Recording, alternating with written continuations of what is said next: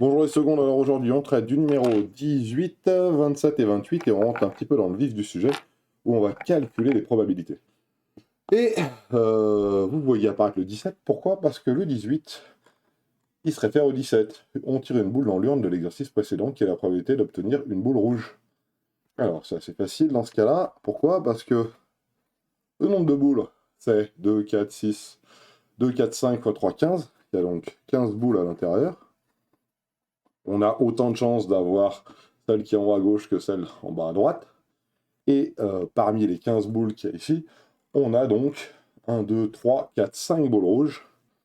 5 rouges. Donc si on s'intéresse à la couleur de la boule, la probabilité de tirer une rouge, ça va donc être 5 sur 15. Voilà, tout simplement. On va faire un peu moins. Voilà, comme ça c'est pas mal. Voilà, 5 sur 15, 5 rouges. 5 rouges sur 15 boules, ça fait donc une probabilité de 5 sur 15. 5 sur 15, ça fait donc un tiers, ce qui fait environ 0,33333333, vous savez ce que ça fait, etc., etc. On est bon. Ça, c'était le petit 18, le petit 1, je crois. 18 petit 1, voilà, qui a la probabilité de tirer une boule rouge. Après, on peut continuer avec le petit 2. Le petit 2, alors ça, c'était le petit 1, voilà. Le petit 2, toujours 15 boules. Et parmi les 15 boules, combien avec le numéro 2? Alors, combien avec le numéro 2? Il y en a exactement 1, 2, 3 et 4. J'en compte 4 avec le numéro 2. Avec le numéro 2. Voilà. Et donc, si on regarde bien, qu'est-ce que ça donne? Ça donne donc la probabilité d'obtenir un 2. C'est donc 4 sur 15. Alors là, on dit qu'il y a écrit probabilité. Pourquoi? Pour la bonne et simple raison que on a autant de chances d'avoir euh, cette boule-là, la R4 qui est ici, que la boule ici, V2, que celle-ci. Donc parmi les 15 possibilités que l'on a en face de nous, eh ben, il y en a 4 avec le 2, donc on va avoir 4 sur 15, nombre de cas favorables sur nombre de cas total, et la probabilité de tirer une boule ou une autre est la même vu qu'elles sont indiscernables. C'est pour ça qu'on dit qu'il y a équiprobabilité. Donc la première solution, ici un tiers. Voilà, la deuxième ici 4 sur 15, impeccable. Et la troisième petit exercice qui a la probabilité d'obtenir une boule verte numérotée 1. Donc ici, pour le petit 3, boule verte avec le 1 dessus. Je l'écris comme ça, voilà. Et bien, on a combien des boules vertes avec un 1 dessus? Ben, il y en a 1, 2 et 3. Donc ça fait 3 boules sur 15. Et 3 boules sur 15, ça fait un cinquième. Et ça fait une probabilité de 0,2. Voilà pour cet exercice. Ah, je voulais mettre du... c'est pas grave, on va mettre du vert ici, ça changera. Donc vous voyez, le 18 est très simple, hein. Il suffit de compter le nombre de possibilités qu'on a, le nombre de cas total, et on va assez facilement arriver à trouver notre probabilité en faisant le nombre de cas favorables divisé par le nombre de cas total. Voilà. On va donc passer maintenant au 27 et au 28. Alors c'est pareil, hein. Là, on a un jeu de dominos qui est composé des pièces ci-dessous. On retourne les dominos, on les mélange et on en choisit un au hasard. Donc là, le 1 au hasard, ça veut bien nous dire qu'on a, entre guillemets, équiprobabilité. On a autant de chances de tirer celui-ci que de tirer le 6-1 qu'il y a ici, que de tirer le 2-3 qu'il y a là. Voilà. Et on veut savoir quelle est la probabilité d'obtenir un double. Eh bien, regardez bien, 27. Combien il y a de dominos en tout? Eh bien, il y a 1, 2, 3, 4, 5, 6, 7. 1, 2, 3, 4. Ça fait donc 28 dominos en tout. Voilà, on les voit tous ici. Donc 7 par 4, ça fait bien 28 dominos. Et combien il y a de doubles parmi ces 27 dominos? Eh bien, parmi ces 27 dominos, il y a le 0-0, celui-ci, le 1-1, le 2-2, le 3-3, le 4-4, le 5-5 et le 6-6. Donc il y a bien 6 dominos, 6 doubles dans tous ces dominos.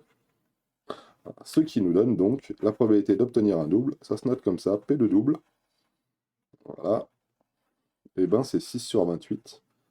Et donc si on divise par 2, ça fait donc 3 sur 14. Et on peut essayer de savoir ce que ça fait en mettant un petit coup de calculatrice. Tac.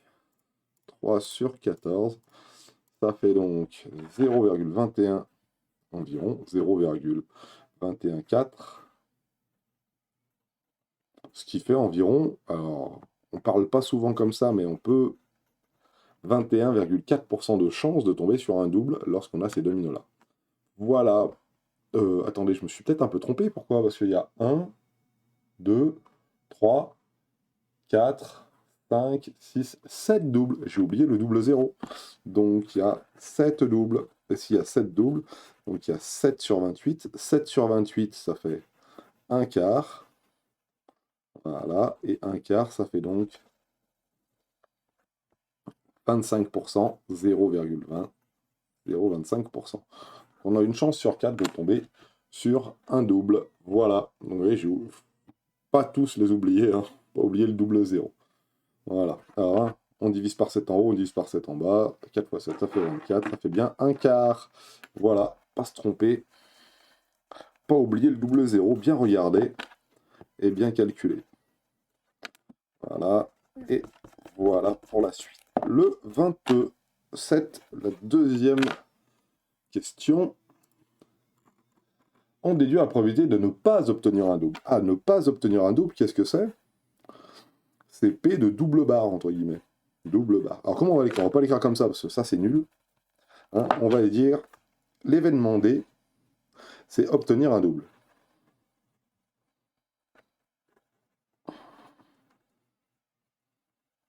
Voilà. Donc l'événement B, qu'est-ce que c'est? C'est obtenir double 0, obtenir double 1, obtenir double 2, obtenir double 3,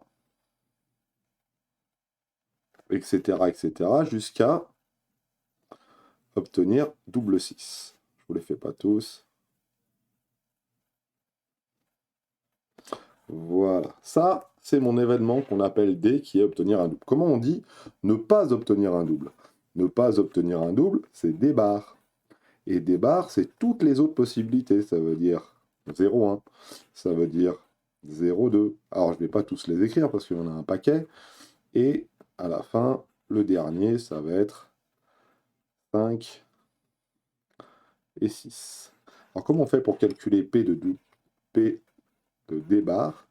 Eh bien, c'est 1 moins P probabilité de double. Okay, et donc 1 moins probabilité de double, ça fait 1 moins 0,25. Et 1 moins 0,25, ça fait 0,75. Voilà. Voilà comment on calcule ça. Alors, comment on peut faire pour vérifier? Parce que ça, c'est la propriété qu'on a eue dans le cours. On sait que le contraire, que si je veux calculer la probabilité du contraire d'un événement, il faut que je fasse 1 moins la probabilité de cet événement.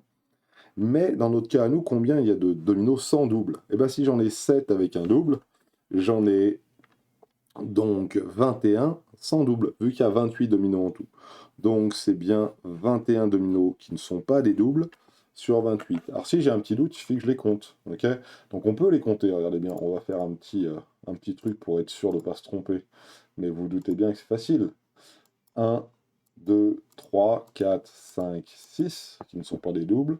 7, 8, 9, 10, 11, 12, 13, 14, 15, 16, 17, 18, 19, 20, 21 et 22. J'en ai compté 22. Et pourquoi j'en ai compté 22? Parce que je ne sais pas compter lequel j'ai doublé.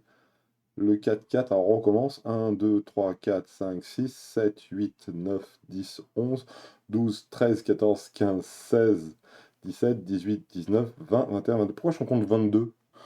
22 et 7, ça fait 29. Ah, le dernier, bien sûr, le double 6. Bien sûr, le double 6 n'est pas à compter. Le double 6 n'est pas à compter. Celui-ci, là, il n'y est pas. J'ai compté le dernier, moi. Ah bah, forcément, il m'a tout pris. Bon, c'est pas bien grave, vous avez bien compris le principe. On compte pas le dernier, ça fait que 21 dominos avec 5 qui ne sont pas des doubles. Ça fait donc 21 sur 28 et 21 sur 28, ça fait 3 quarts. Et 3 quarts, ça fait 0,75. Voilà. On est bon pour ce 27. J'ai eu peur, je pensais que votre prof de maths ne savait plus compter, mais si, il sait toujours compter. Il se trompe de temps en temps. Mais dans l'ensemble, il fait quand même un peu juste. Ah, notation de l'événement contraire, des barres, avec une barre dessus. Voilà pour le 27. Et on va faire le dernier qui est donc le 28, ici, même. problème d'éclairage ce matin, là, aujourd'hui. Alors, le 28, voilà. Le 28 est là. Dans une maternité, on a donc 140 bébés. Mais cette année, et 336 sont des garçons. 336 sont des garçons. On choisit au hasard un bébé né dans cette maternité. Donc l'expérience aléatoire, c'est de choisir au hasard un bébé dans cette maternité. Donc là, l'univers, ça serait composé de tous les bébés qui composent cette maternité. Parmi eux, il y a 336 garçons. On est d'accord. Quelle est la probabilité que ce soit un garçon? Donc on va appeler l'événement G. Le bébé choisi est un garçon. Le bébé est un garçon. Et la probabilité que ça soit donc un garçon, c'est donc 336 sur 640. Voilà.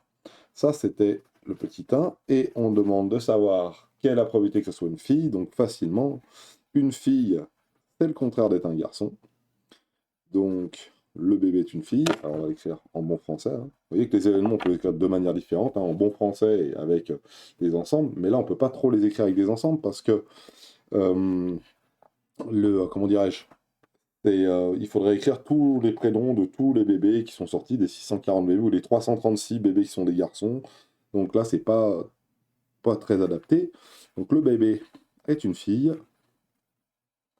On va commencer à écrire une fille facilement. Oui, ça doit être ça. Donc voilà. Et P de F, c'est donc égal à 640 moins 336. Donc ça doit faire combien? Ça doit faire, on va le faire à la calculette. 336, 640 moins 336, ce qui donne 304 filles sur 640. Voilà. Et on va pouvoir vérifier une chose, que 336 divisé par 640, ça fait 0,525. Et que ici, on devrait retrouver donc 336.